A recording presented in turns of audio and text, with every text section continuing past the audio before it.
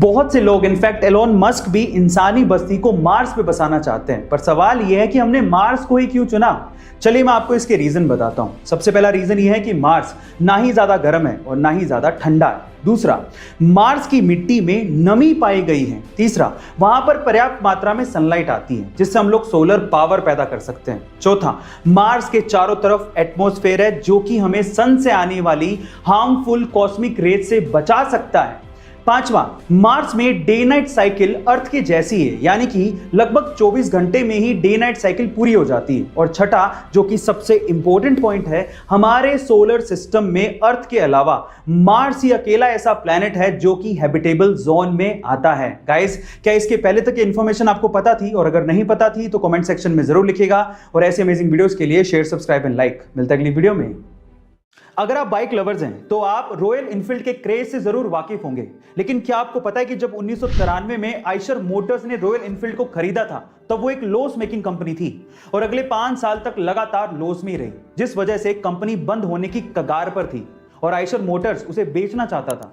लेकिन तब के एमडी सिद्धार्थ लाल, जो कि खुद बाइक्स के बहुत बड़े शौकीन थे, उन्होंने बोर्ड ऑफ डायरेक्टर से एक और चांस मांगा और उसके बाद रॉयल इनफील्ड में कुछ मॉडिफिकेशंस किए और खुद से कई 100 किलोमीटर इंडिया में रॉयल इनफील्ड से घूमे ताकि इंडिया में बाइक्स का क्रेज फिर से शुरू किया जा सके। और उसी का नतीजा है कि आज royal Enfield mid size bike के सेगमेंट में 96% मार्केट को कैप्चर किए हुए है और इसी वजह से रॉयल इनफील्ड का इतना क्रेज है। गाइस, क्या आपको इसके पहले तक ये अमेजिंग इंफॉर्मेशन पता थी? और अगर नहीं पता थी तो कमेंट सेक्शन में जरूर लिखेगा। और ऐसे अमेजिंग वीडियोस के लिए शेयर, सब्सक्राइब एंड लाइक। मिलता है अगली वीडियो में। रोबोट्स यानी कि आर्टिफिशियल इंटेलिजेंस का इस्तेमाल इतना ज्यादा हो गया है कि हमें ये अब डर लगने लगा है कि कहीं रोबोट्स मानव जाति को नुकसान नहीं पहुंचा दें। और उसके बहुत सारे एग्जाम्पल्स देखे भी गए हैं। सन 2011 में वैज्ञानिकों ने एक रोबोट बनाया था और जब उस रोबोट से पूछा गया कि कहीं रोबोट मानव जाति पे राज तो नहीं करेंगे, तो रोबोट ने पता है क्या जवाब दिया?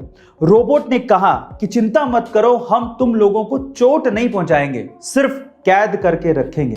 जैसे ही वैज्ञानिकों ने यह बात सुनी, उन्होंने तुरंत रोबोट को बंद कर दिया, उसे तुरंत शट डाउन कर दिया। गाइस, क्या आपको भी ये लगता है कि रोबोट हमारे लिए खतरा हो सकते हैं? कमेंट सेक्शन में जरूर लिखिएगा। और ऐसे अमेजिंग वीडियोस के लिए शेयर, सब्सक्राइब एंड लाइक। मिलता है अगली वीडियो में।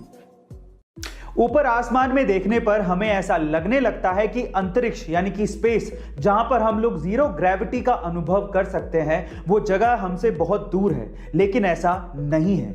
मान लीजिए कि अगर आप अपनी कार से ऊपर की तरफ उड़ते हैं तो मात्र 1 घंटे के अंदर अंदर आप स्पेस यानी कि अंतरिक्ष में पहुंचकर जीरो ग्रेविटी का मजा ले सकते हैं, क्योंकि नासा के हिसाब से अर्थ से 81 किलोमीटर ऊपर स्पेस यानी कि अंतरिक्ष शुरू हो जाता है। लेकिन अब आप कि ऊपर कार से कैसे जाएंगे?